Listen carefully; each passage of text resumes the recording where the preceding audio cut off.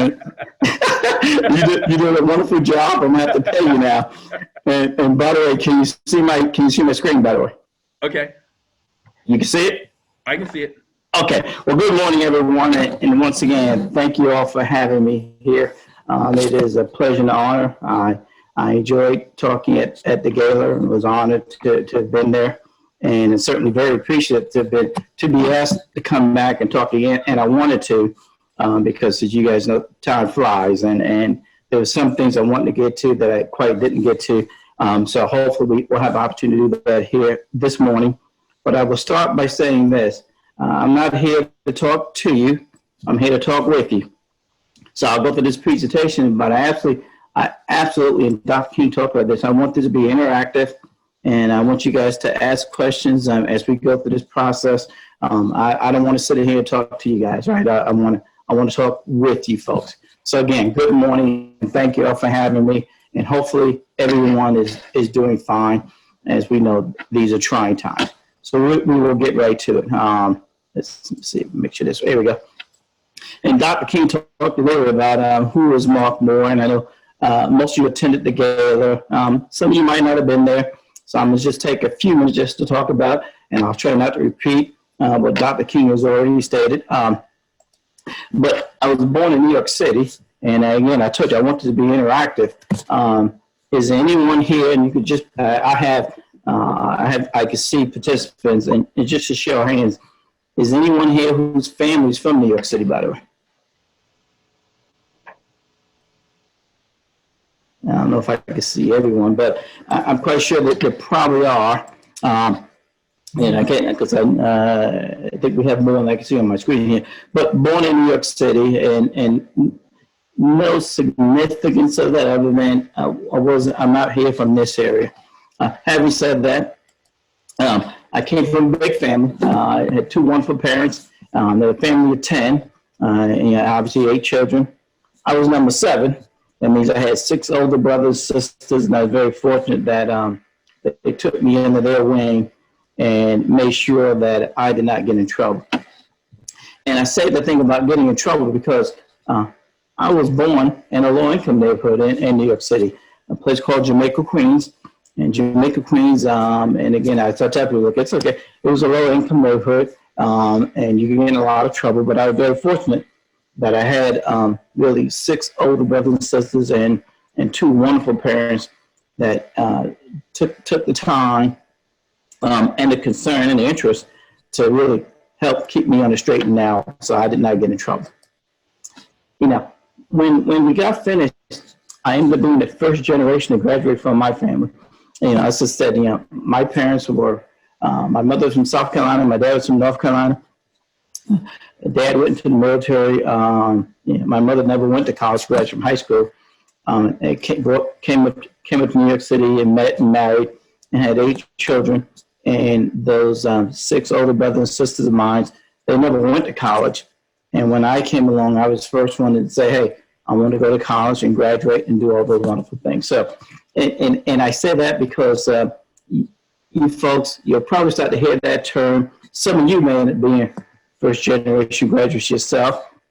Some of your parents may be first generation graduates.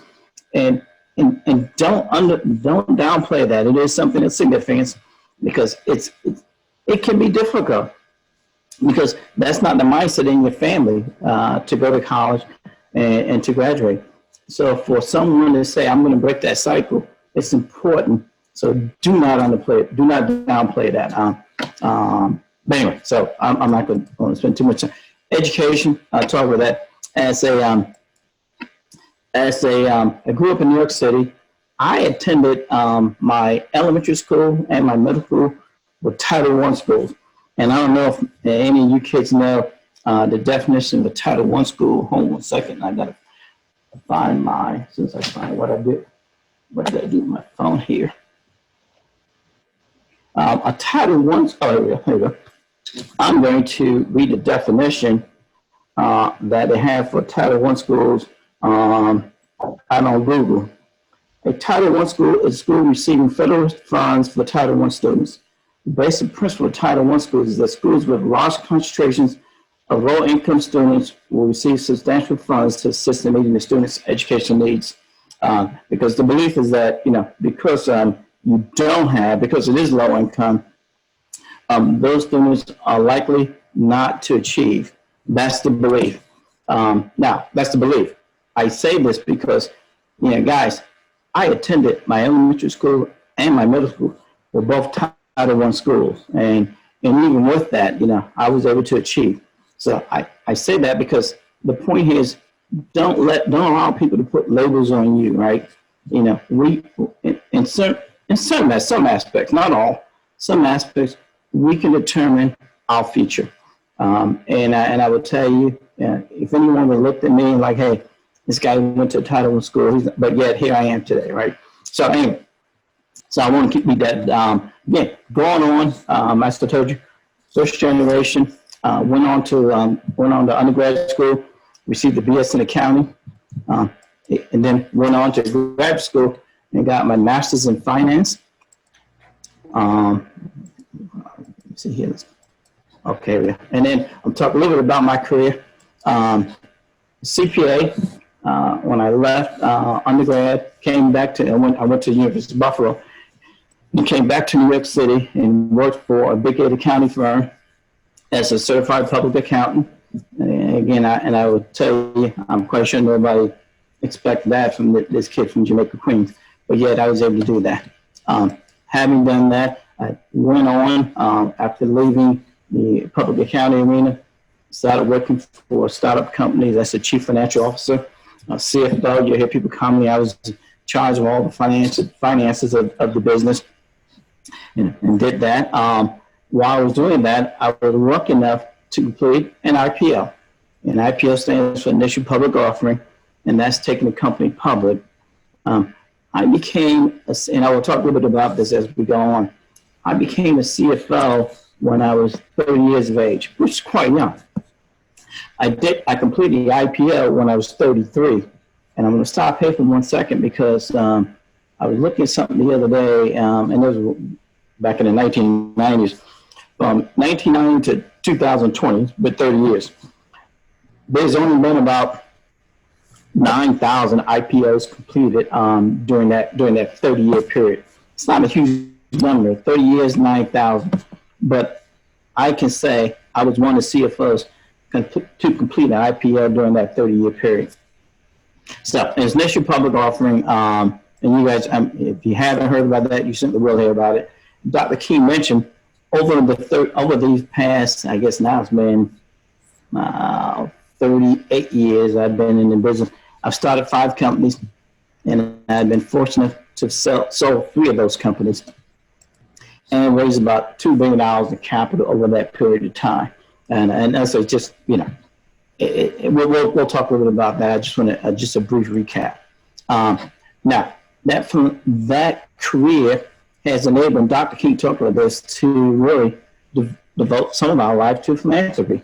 Board positions, and this is about giving back. I currently sit on the Nova Hospital Board of Directors right here in this region. Over the years, I sat on the board of the Apollo Theater up in New York City. I sat on the board for the Kennedy Center right here in Washington, D.C. And this is all about giving back, right? This is an opportunity to give back. And those were things that I enjoyed and welcomed. Dr. King talked about it. Because of my career, my wife and I was able to... Mark, can I interrupt you just 1 second? Absolutely, sir. Everybody, I want you to know that we've asked Mark to be on the board of Future Kings as well. So we're trying to talk him into being one of our boards. You see who the other kind of boards he's on. It'd be nice to have him as part of us as well. So treat him good. Let's see if we can't get him to come on with us. Okay. Thanks, Mark.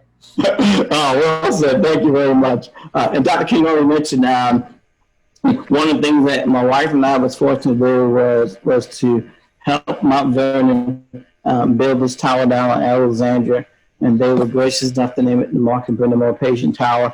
And Dr. King really talked about it. This was simply about giving back, right? This was our way of saying, you know what, we want to give back. God has blessed us. we in turn want to bless others, right? So this is one of the significant things we've been able to do, and the education career enabled us to get here. The other thing that we were able to do is, I don't know how many of you have been down to the National Museum of African American History and Culture down in D.C. My wife and I was one of the first founding donors for that museum. And you see right above, if you go inside the museum, they have a founding donors wall, and our name is inscribed in that wall. Mark and Brenda Moore family.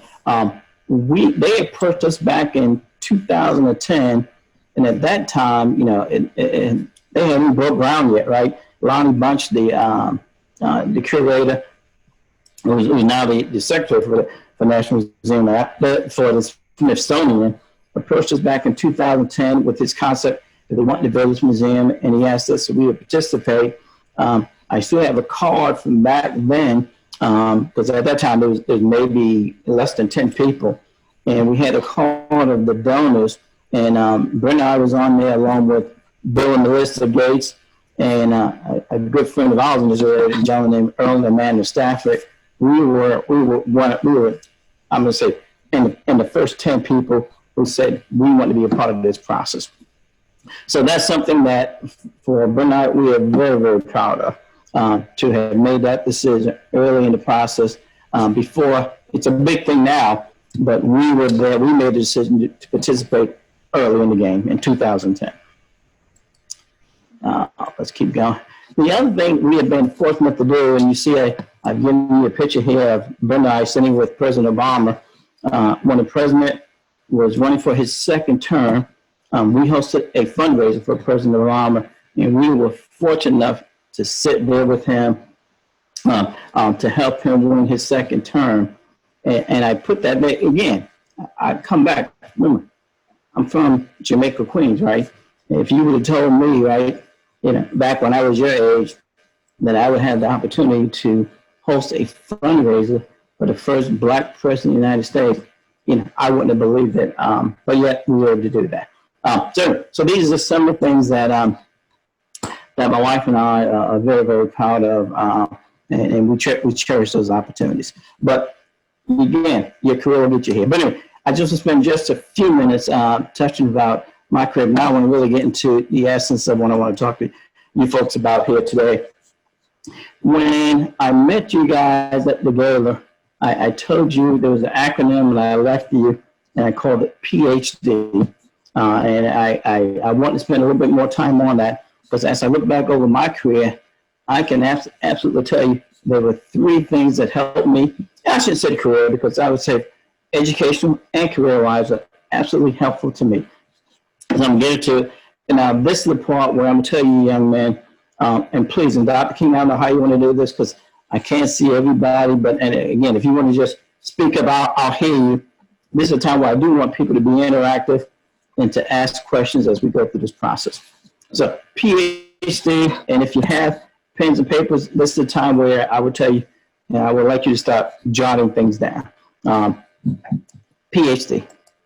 The P stands for patience, and I'm going to get into each of these as we go through. The H stands for hard work, and the D stands for dedication. And what I would tell you, young men, is if you think about these things, PhD, and at least for me, what I found over my career is that I can remember things if I can come up with acronyms and things that are catchy. And I think PhD is something that you can remember. Your leader, Dr. King, has a PhD, right? And it's just an acronym that help you. And I tell you, if you would think about your education and as you get into your career, think about these things: patience, hard work, and dedication. And I'm gonna touch on each one of these. I think you're gonna find yourself getting on the road to success. So make the road to success a lot easier. Let's put it that way. Okay, Mark. Yes, sir. There's probably a scroll bar. You see the pictures on the right-hand side? Let me see. You see pictures on the right-hand side of your screen?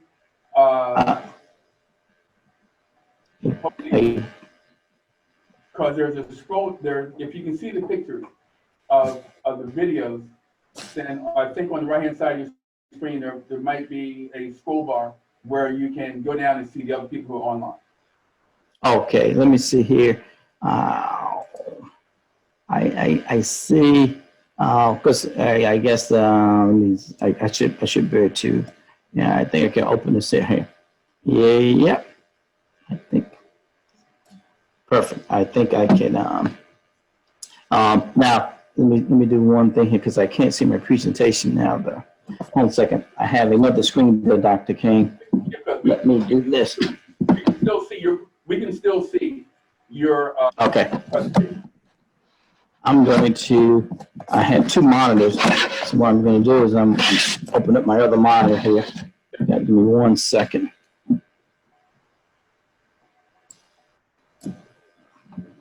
Give me 1 second. I should have did this to begin with, but Dr. King made a very good point.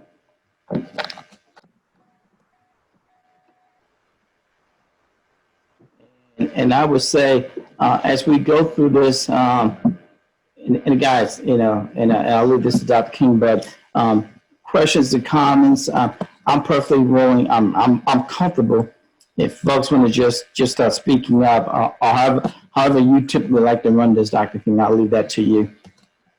I don't know if you guys use the chat room and people send questions in the chat room, or they just raise the hand, do thumbs up, whatever the case may be. Yes, sir. What's best for you, for them to kind of raise their hand, or to just jump in like I am, or? I think it's just jumping. I'm okay with just jumping, and Okay.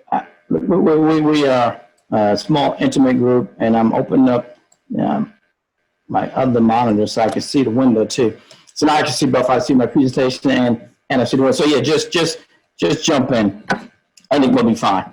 So let's talk about patience. And I want to talk about the first letter of that PhD is patience first. And the patience, and young man, what I want to tell you is, patience will be a lot of things.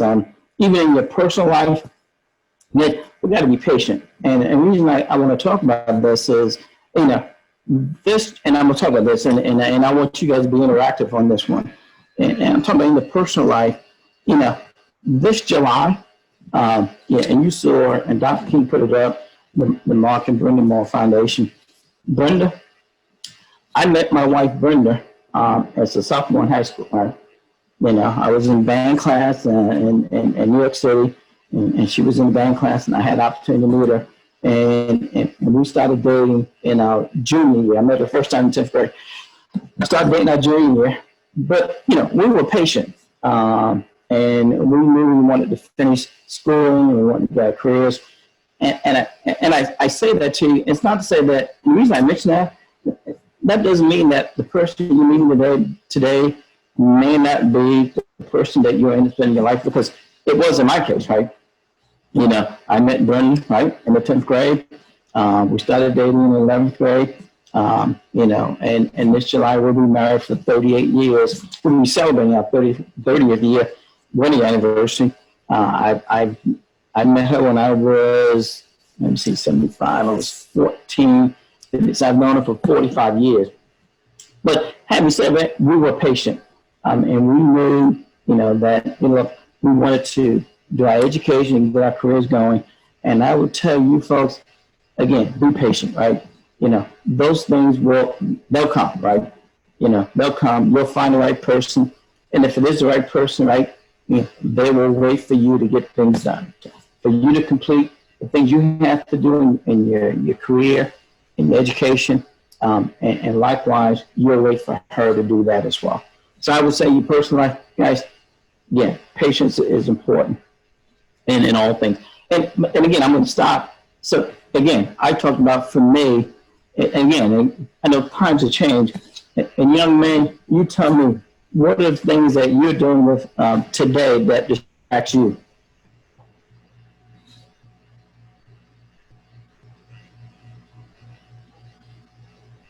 Can you repeat the question? What are the things that you're dealing with today that could be distractions in from your personal life?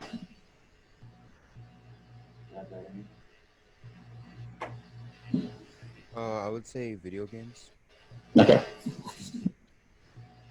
And that's a good one. I have, Brenda, we have two children. We used to call them children. You know, they'll say, "Hey, look, we're not kids anymore, right?" You know, our daughter has two children, so I have two grandchildren, and our son is attending Penn State. But my son, to your point, was that Andre? Right? Is that Andre asked that question? No, okay.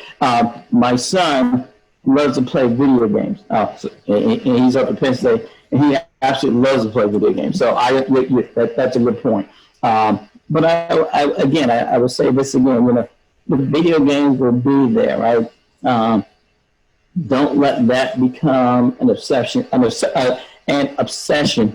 and understand that, look, let's get these other things done, right? So I would say, you know, again, but that's a good one. Anything else? Poor time management, like spending time, like say on my phone while I could be studying. That's a good one too, and I'm glad you brought that up because this is a funny one, and you guys would appreciate this. You know, while I'm on Facebook and Twitter and all that, I'll be honest, I don't spend a lot of time on that. And here's the funny thing I'll tell you about this story. When Facebook, when I started years ago, I was working somewhere and someone asked me about it, and I told the person, I'm like, what nonsense? Who wants to do that? I thought it was the silliest thing in the world. I'm like, that thing ain't gonna work. I'm like, who's gonna sit around all day with Facebook putting comments? But I couldn't have been any more wrong, right? Now, it's not for me. I'll be honest with you. I don't spend a lot of time on that because it's funny. I think you're right. I think it's a distraction, and it takes away from the things I have to do. I'll spend time on it, but I'm not spending a lot of time on that, right? I got to spend time on the things that are important. So that's a very good one. But again, that's a good one. I like that. Anything else? All right. But again, I talk about personal life, but keep going. School. You got to be patient in school, you know. And the reason I say patience is important, you know, I went to University of Buffalo and got my undergrad degree, and then I went to St. John's and I got a master's in finance. Now, look, I didn't have to do that, but it was something that I thought was important to do in order to make an inroad in my career. And I was like, you know what, I want to do it. The other thing I would tell you on that patience, I told you, my parents had 8 children, right? You know, I had 6 older brothers and sisters. When they graduated from high school, they made the decision to start working and not go to college, right? There's a lot of reasons why they made that decision. They're like, hey, look, I need money, I got this, look, and I get it, right? But in some respects, they would tell you they were impatient. They were like, hey, look, we're going to start working, we're going to forego college. And I don't think most of you would even consider that. But those are the kind of things we're talking about. Be patient, right? Go to college. Yeah? Be patient. Even after you complete undergrad, you'll be faced that same decision there. You may say, do I start working and do I go to grad school, right? You know, again, I would tell you, be patient, right? Rewards can be tremendous. And I would say, just think about those things. Just don't make decisions haphazardly. Be patient in that regard. Mark, can I jump in with something else that they might think? Absolutely. You know, a lot of times when something happens, it's easy to get angry about it and react right away. It might be something that someone posts on Facebook or on social media about you. It might be something that happens in school when you get back to school. But there's lots of things that might anger you and cause you to react improperly. Whenever you get angry about something, it's always good to put your patience into practice, back off, and then look for a way that you can address whatever made you angry in a way that makes sense and works out to your benefit. All right, so that was another thing that I didn't hear anyone say about, you know, handling their anger in a patient way, but I thought that was something that might be valuable to them as well as a point of yours. That is well said, Dr. King. You know, he's right about that, and certainly if you think about this environment, right? You know, COVID and social unrest, right? You know, Dr. King's right? Be patient, right? Don't get angry. You know, lean on your patience and understanding. I think that's important. So we talked about schooling, and then I'm going to talk about patience even in your career. And you probably say, well, Mark, why do you put career up there? And the reason I put career up there because, look, I think I told you when I started working, I became a CFO when I was, that would have been, I was 29. I was the chief financial officer at the age of 29. And I was fortunate enough to complete an IPL at the age of 33. Well, people are like, wow, that was young. And that was young, and I was very, very fortunate. But the other thing I would say, again, because God could control this process, God said I was ready to do that at that particular time. But I would tell you, be patient. And the reason I say this, I would tell you, over my career, I have never, ever raised my hand to ask to be, a CFO, ask for a promotion, ask for anything. I had never done it.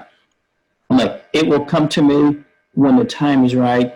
And the other thing I would tell you here in this regard, you want to be careful that you're not asking for things that you're not prepared for. Because sometimes in life, you only get one shot at it. And if you raise your hand and say, hey, look, I want to be a CFO, and you're not ready to be a CFO, and you're not successful, you may not get another opportunity. So it's important, look, be patient, make sure you're ready to take on that opportunity. And I'll tell you this, during my career, I sold one company, actually this company in Cincinnati, we sold it. And I was getting removed to another company in South Carolina. And as I sold the company, the acquirer came to me and said, hey, Mark, we want you to stay with us. And I'm like, well, what would I do? And I was a chief CFO.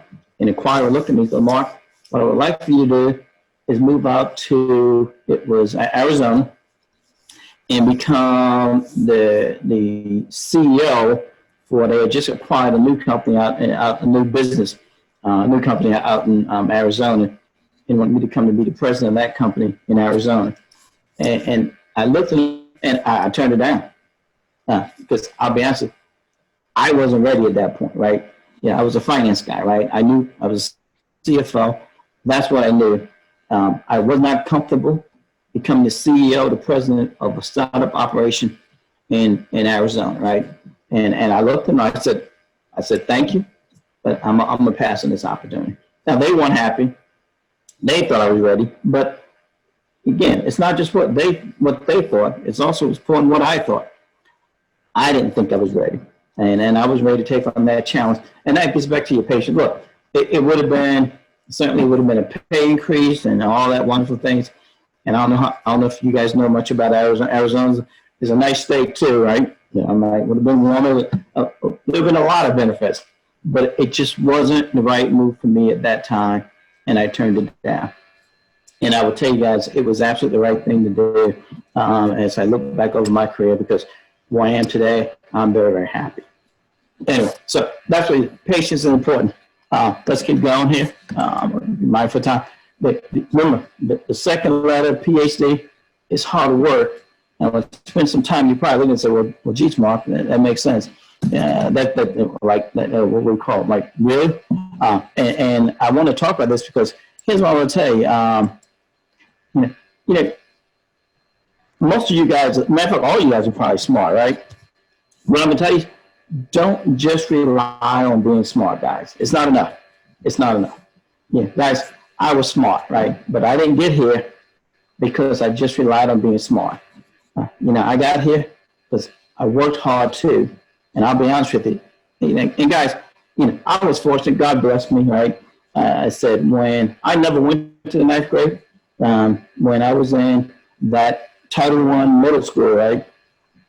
Those teachers looked at me and said, you know what? There's something different about you. We think you got something. And they put me in a program and said, look, if you get A's in your 6th, 7th, 8th grade, you'll skip the 9th grade. And they told me this, and in the 6th grade. Now, I'll be honest with you. By the time I got to the 8th grade, I completely forgot they had told me this, right? And I got A's, and when I got to the 8th grade, I was an A student, and they said, hey, look, you get to skip the 9th. I never went to the 9th grade. I went from the 8th directly to the 10th, and kept going from there. But so even though I was smart, what I'm telling you guys, I didn't rely on that, right? You know, I was smart, but I wanted to work harder than anyone around me, right? That was my process, you know, and I continue that to this day, right? And I used to tell young people, when I used to take exams, if a teacher told me that, hey, you know what, we're going to have an exam next week, Friday, my process was I started studying for the exam the week before. So if I knew my exam was Friday, the Friday week before, I started studying for that exam because I wanted to outwork everybody, right? You know, to me, that was the key. Because I'm going to tell you, you know, there are a lot of smart people, right? I'll be honest with you guys. You know, you guys are smart, but guys, hey, look, you know, there's a lot of people general, but there's a lot of smart people. And if you want to distinguish yourself between some of those people, I'm telling you, it's hard work. Work hard. And when I put you see the next book I got, the sweat. Hard work means, guys, you got to sweat. You got to break the sweat, right? That's it. You know, there's no substitute for this, right? It's working hard means breaking the sweat. And it can be difficult at times, but that's the essence of working hard. So again, I want to be talking to you, man. I'm tell you, I want this to be interactive. Again, how many of you guys, when I talk about this, being smart and working hard, does any of that resonate to anyone else on this call? What do you guys think about that?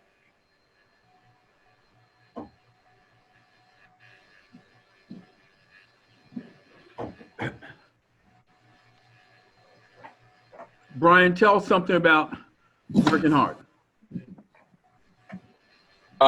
Working hard. If you want to achieve something, if you want to, let's say, become an engineer, you have to stay with that. You have to push through all the challenges that you may experience. People telling you, oh, you can't do it.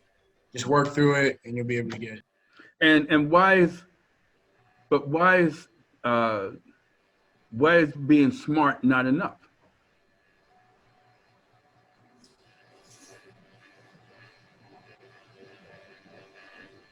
I can kind of put this in like an athletic sense. Yeah.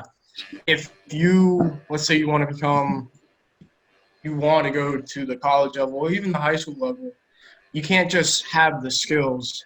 You have to also be coachable. And in this case, you can't just rely, well, you should rely on being smart, but there's several other people out there that are, you know, smarter than you or at the same level as you. And if you put in the hard work, or in this case, coachability, that can show other people that have a great work ethic. Yeah, so if you guys are getting what he's trying to tell you, no matter how smart you are, you're eventually going to run up against somebody who's just as smart or even smarter. And that natural ability of being smart is a great starting point, but you don't really have control over if you're the smartest person in the room or not. What you do have control over is how hard you're going to work. That you can decide you're going to outwork everybody in there because you're going to outachieve everybody in there. And that way, how your intelligence is going to be amplified by how hard you're working. So now your differentiator becomes not just how smart you are, but how hard you're working. And now your intelligence is more widely displayed, and so that people can see it better. So that's what Brian was just kind of trying to give you as an example in the athletic stuff, that you're all going to start with enough talent and make the team. But some guys can be coachable, so they'll work harder just by the fact they're doing what the coach tells them to do. And other guys are going to kind of sit back and maybe challenge the coach or think they know more than the coach or not be as coachable. Okay. Working hard is something you control, and it's going to take advantage of all the rest of your intellectual abilities. Okay. And that's well said, Dr. King and Brian as well. You know, the fact of the matter is working hard can distinguish you from the other guy who's smart, right? Because if you got two smart people, right, as Dr. King said, look, there's not look, when we say there's other smart people, there are going to be other smart people out there. If you want to distinguish yourself between that person, working hard can do that to you. And what I'm telling you is, it did it for me over in everything, whether it was school and career, it paid dividends.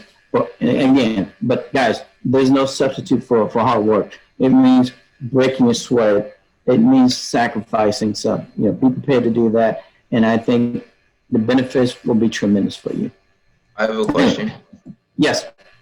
How do you think patience correlates or supports hard work? It's a good question, and Joshua, right? An excellent question, Joshua. And I think there's a correlation between the two, because no one. Let's face it. Look, most people don't want to work hard, right? No one, I mean, it's like the low-hanging fruit. Everyone wants to take the easy path. So being patient, understanding that, look, I need to do this. I need to pay these dividends. Absolutely. I think, Joshua, there's a correlation between being patient and giving yourself the ability or the time, the commitment to do the hard work. So that's a good question, Jeff. There's a correlation between the two, and that's a wonderful connection. I think when you finally make the decision that I need to be patient, and I want to come back to that patience because you touched on a point here, Joshua, and this doesn't apply to any of you folks on this call, but I told you, I grew up in New York City, right, in Jamaica, Queens, and it's a very, very tough neighborhood. And I would tell you, a lot of my friends, neighbors, kids I went to school with, they were not patient, right? And they would do things like, things are illegal, right? They would steal and rob, and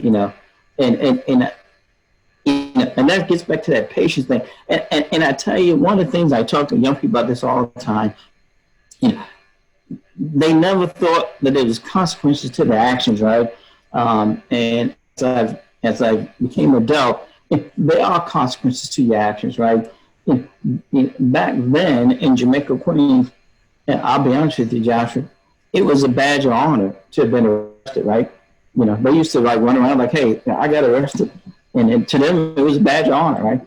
And I used to think to myself, that can't be a badge of honor. And guys, it wasn't, because they were not patient, and they did things like going to a store and stealing whatever was candy, whatever the case may be. Now they had records, so then when they became adults, those things stayed with you, right? So during my career, I'll be honest with you, again, a lot of companies I work with, I had to get security clearances, right?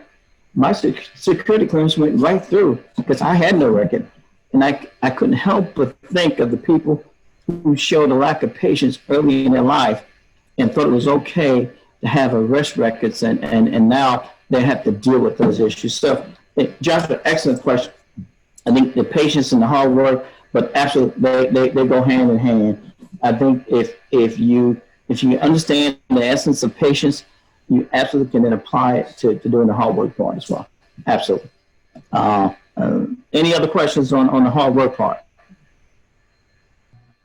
Well, then we're going to move into the last letter, which is D, which is dedication. And I want to talk a little bit about this here. On the dedication with the PhD, D stands for dedication. And when I was probably about your age, I saw this quote, and this is from Dr. Martin Luther King, and I'm going to read it, and then I want us to talk about this one. Dr. King had many quotes, right? And bench to the mountaintop, right? I have a dream, right? But there's some that and those are all his quotes are wonderful, but this one in particular resonated with me. And I'm gonna just take a time. I want you guys to look at it, and I'm gonna read it. If a man is called to be a street sweeper, he should sweep streets even as Michelangelo painted, or Beethoven composed music, or Shakespeare wrote poetry.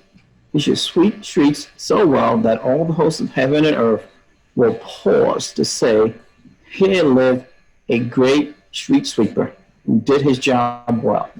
And that was Dr. Martin Luther King. And I probably first heard that quote probably when I was about your age. And it's something that resonated with me, I'll be honest with you.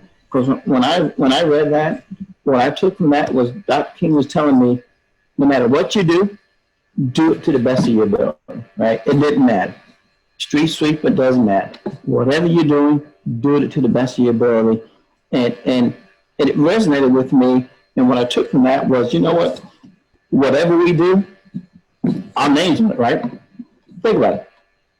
Every time we do something, whatever we do, it's like signing your name, right? It's you. You're telling people, this is who I am. So if you do it well, you're saying, this is who I am. If you do it poorly, you're saying, this is who I am, right? So I think the D is about dedication. Again, when you think about our careers, be dedicated to your career, be dedicated to your profession, do it to the best of your ability. And that's what Dr. King is saying here. No matter what you're doing, do it to the best of your ability. Take pride in what you're doing. But anyway, so again, I told you, I want this to be interactive. I don't want to be talking to you guys. I want to talk with you guys. You guys read that. Again, tell me, what are some of your thoughts on that quote?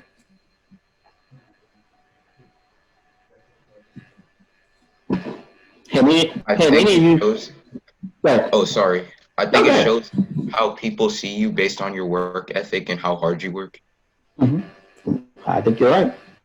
Have any of you seen this quote before? Yes. Okay.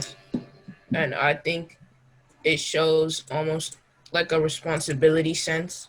Like, even if you're a street sweeper and you want to do something else, to demonstrate that you can handle something else, you have to show that you can be the best street sweeper you can be before you can get entrusted with another higher position. No, I think that's well said, George. And you think about it, you know, Dr. King picked a street sweeper, right, for this quote. You know, and think about it. Most people think street sweepers, right, are kind of a low-end position. But he was saying, look, no matter what it is, even if it's a low-end position, do it to the best of your ability. And that's what he's saying, right? And that's what we should take away from that. And it doesn't mean we should be satisfied being he's not saying be satisfied being a street sweeper. He's saying, look, no matter what you do it to the best of your ability. And like I said, I think I first read this quote when I was probably about your age, and absolutely resonated with me. And I simply took away from this that whatever I do, I need to do it to the best of my ability, right? And that it's about pride. Take pride in what you're doing. So, and I would tell you, it has paid dividends for me during my career, and I think it'll pay dividends for you as well. Any other thoughts on this quote? Okay, because there's one other one I want to share with you here, and this was important, but there's one other one in this dedication that I want to share with you guys, which I think you guys you'll find very, very pertinent. And this, one second, okay. I don't know if you guys ever heard this quote, failing to prepare is preparing to fail. And this was a quote from John Wooden, the legendary basketball coach for the UCLA Bruins. And John Wooden wrote a book, the Pyramid of Success. If you guys, and actually, if you do not have it, I think I'm going to send Dr. King enough copies for all you young men. It is a wonderful book, and it's just talking about lessons of life. And certainly, I've read it. It's been helpful to me as I've talked to young people over the years. I've encouraged them to read it as well. But this, and he has many wonderful quotes. But this one I thought was apropos for this, for the lessons of dedication. I just want to read this. Failing to prepare is preparing to fail. And this is about preparation. And many times people look back and go, well, geez, I didn't succeed. And they think that when, a perfect example, when you sit for that SAT exam and you don't do well, today is today is December 12th.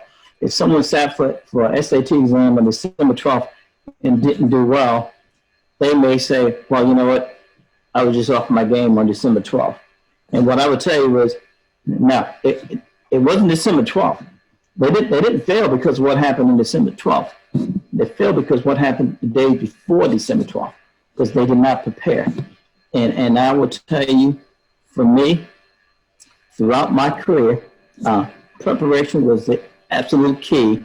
No matter what I've done, whether it was schooling or my career, it's all about preparation.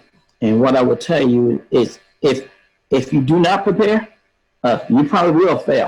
But again, I think Dr. King mentioned it before. There's certain things in life we can't control, right? Hard work, working hard, we can control, right? Preparing, we can control. I can absolutely tell you, because having done this over 4 years, if you fail to prepare, then you are preparing to fail. That's it. The two goes hand in hand. What I found is that, look, if you prepare, if you take the time to do preparation, typically good things will happen and you'll find success. But anyway, once again, I don't want to talk to you, Jen. I want to talk with you. What are some of your thoughts on that quote? If you're not studying for a test, you will most likely fail that test because you weren't preparing well enough. And almost like expectation, like even and almost back to the hard work, like you can't rely on your intelligence in every situation. Like even in like how Brian was talking about with the test, even if you're smart, if you don't study or if you don't prepare, if you don't work hard to get ahead, to make sure you know the material, then you can't expect yourself to ace the exam. What's up, George?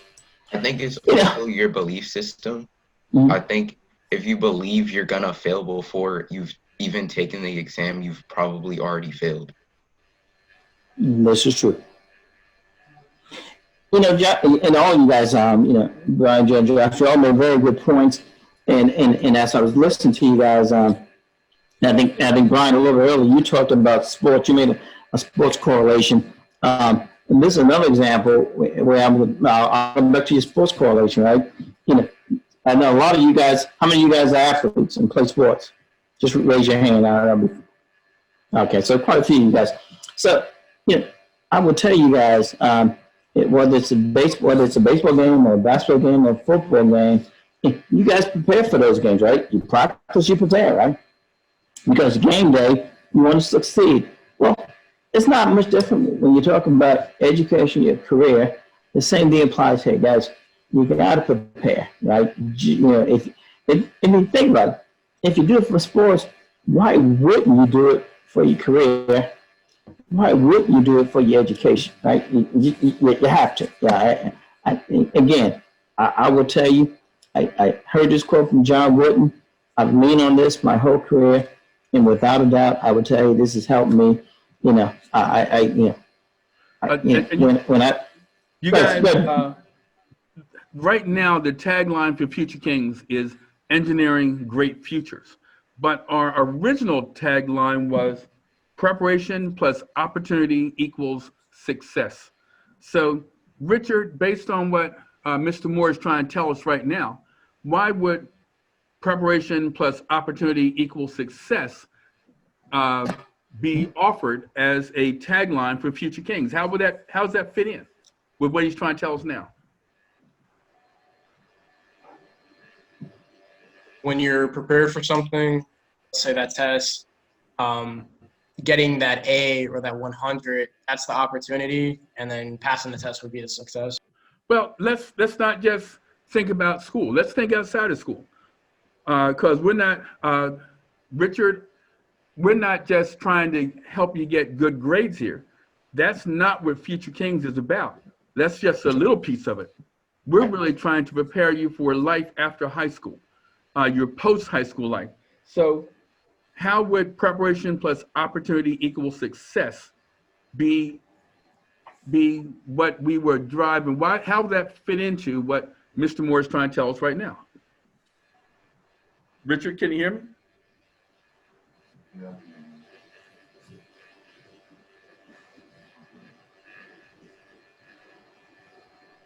All right, Francis, you tell me.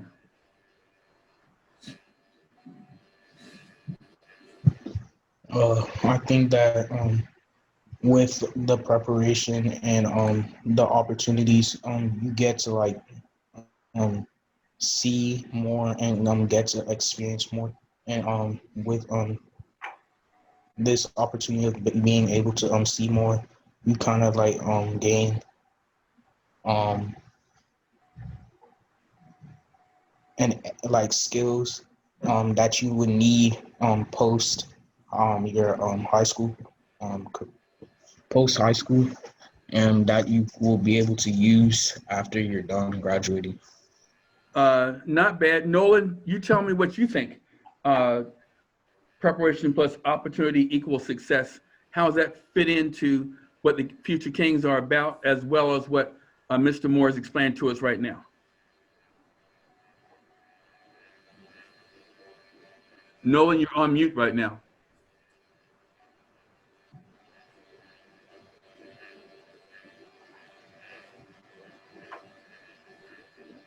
Courtney, you tell me.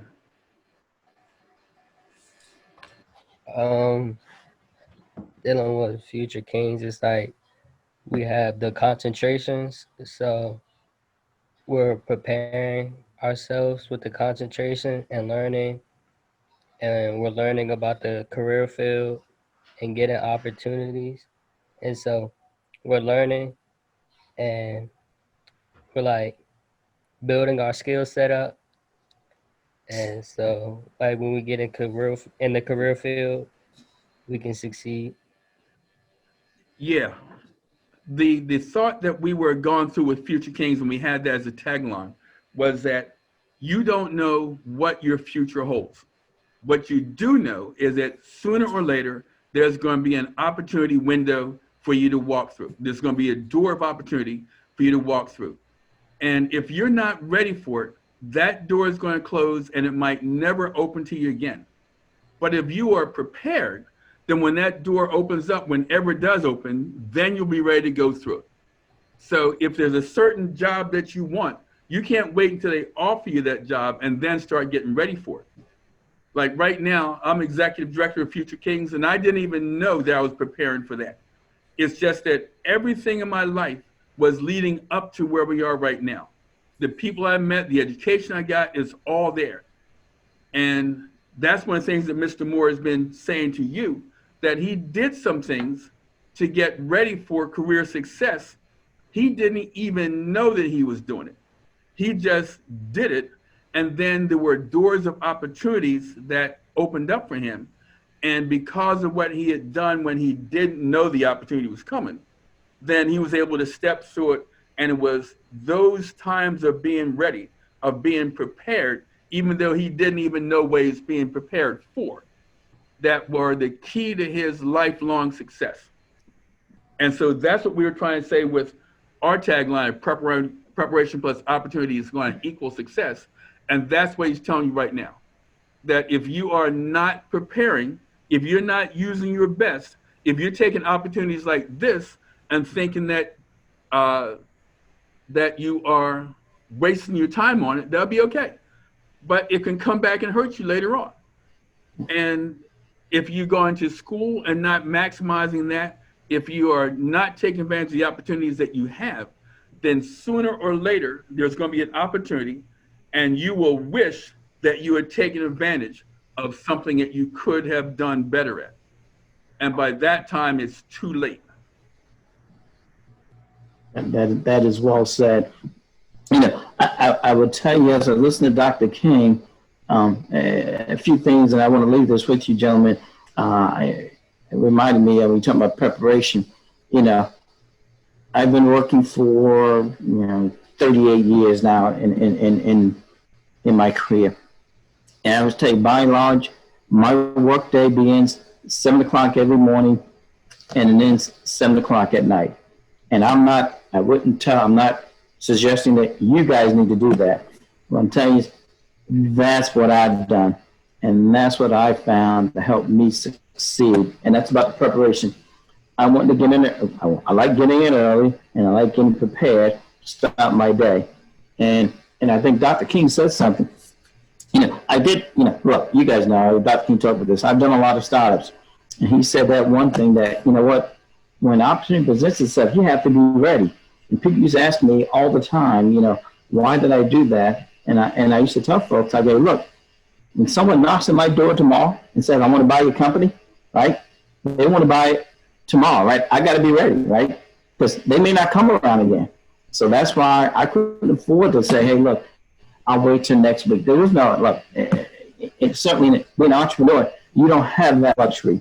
So I think Dr. King made a very good point in terms of preparation. And like I said, I give you that 7 to 7 example as this example of what I've done. I'm not suggesting you should do that. What I'm telling you is that's what I found was helpful for me in terms of that preparation. That was helping me prepare. And I come back to, I think Joshua talked a little bit earlier that, this PhD, a lot of these things really correlate, right? Patience, hard work, dedication, a lot of these things really, they intertwine, right? The fact of the matter is, and I want you guys to look at it that way. Look, I came in at 7 because I wanted to be prepared. Because to Dr. King's point, I told you, I started 5 companies, sold 3 companies. Those 3 sales, when that guy knocked on the door, I had to be ready, right? Because when he came and said, hey, Mark, I want to buy your company, he wasn't coming again, right? We sold our last company in 2010. And when the guy knocked on the door, he offered us and I'll share this with you, gentlemen, $180 million for the company. Well, the fact of the matter is, right, he offered that day. If we weren't ready, guys, I'll be honest with you, right? We don't get those opportunities again, right? We said, look, I'm willing to buy your company for $180 million, right? If we weren't ready, there's no guarantee that he would have came back the next day or 2 days or 2 weeks, whatever, right? So to Dr. King's point, guys, when opportunity presents itself, you gotta be ready. But I would absolutely tell you guys, and I like what Dr. King said, words like preparation and hard work, if you guys make that a daily part of your life, I'm telling you, when you get out into the workforce, and you'll find those things very, very helpful. It will absolutely, look, and I know we're getting, I will get you guys back on track. I'm looking at my time here. Well, yeah, Mark, I'm sorry. I did the same thing. It's quarter of. We're already 15 minutes past where we should have been. Well, then I'm gonna shut this off. Then I'm gonna leave you guys with this here. First of all, thank you for having me, and thank you, Dr. King, for reminding me. I was looking at, I was thinking 10:45, but actually it was 10:30. So I'm gonna shut this off here. But I would tell you, gentlemen, when I started this and back in Jamaica Wings, I never envisioned that I would be sitting here doing this today, any of this. So guys, really, as they say, right, sky's the limit for you. Again, work hard, be prepared, and do these things. So anyway, I'm going to end there. Thank you, guys. Dr. King, if any of these gentlemen, if they need help, and tell them to reach out to you, and you reach out to me, and I will certainly help them. Sounds good. I'll reach out to get your address because we have something that we want to send to you. Thank you very much for being here with us today. Everybody, let's take off your unmute and let's give Mr. Moore a great big old Future Kings hand clap. I'm giving a hand clap back. Thank you, gentlemen. Thank you, guys. All right, everybody.